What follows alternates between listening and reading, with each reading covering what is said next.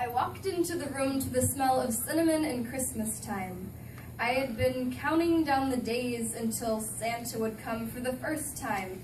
There were 4 stockings instead of 3. That night, Mom cradled my baby brother as a constant running water filled my father's eyes. He was washing the dishes.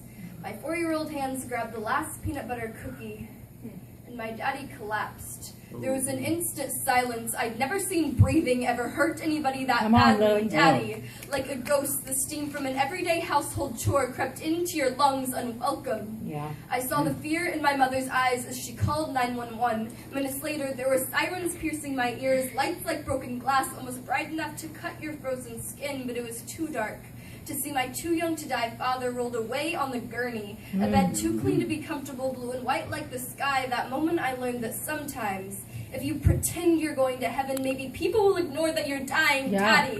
Why did I have to learn so early that mortality is a scrimmage I never want to face? Why is life only a privilege? I was taught to be prepared for the consequences, but I wasn't prepared to miss you already. Too young to understand why, but old enough to be afraid. I was still convinced that your glasses only added to your superpowers, so where was your invincibility then? The neighbors kept trying to comfort me as I hid behind the Christmas tree.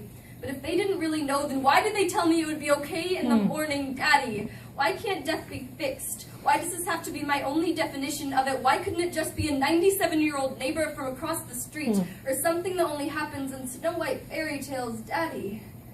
I had never been so afraid of heights, of the possibility of you finally sitting up in the clouds that were as pale as your body. How could something so microscopic that even you can't see it cause this much trepidation? How could someone so brave and strong end up as my first stroke of mortality? Why does Christmas have to taste like peanut butter, and why does peanut butter taste like regret? Why does it make me flinch when you say you're going to wash the dishes? Daddy, I held your hand until you stepped back onto earth. Stay with me.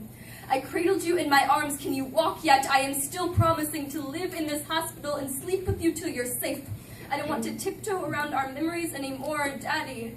That hospital room was so much like our house. There was a wooden door and a window with white curtains. There was tile like we had in the kitchen, and you were still lying in bed. The only thing different is that everyone was sad there, but that's okay. Blue was always your favorite color, so you and I, we shouldn't be so afraid of this hospital room. You and I, we can't scream and run from death. Losing you is too permanent of a solution for such a temporary reaction when every exhale that leaves your lips takes a piece of me along with it. Home is wherever you are, so Daddy, let me love you now. Just let me love you now. Yeah!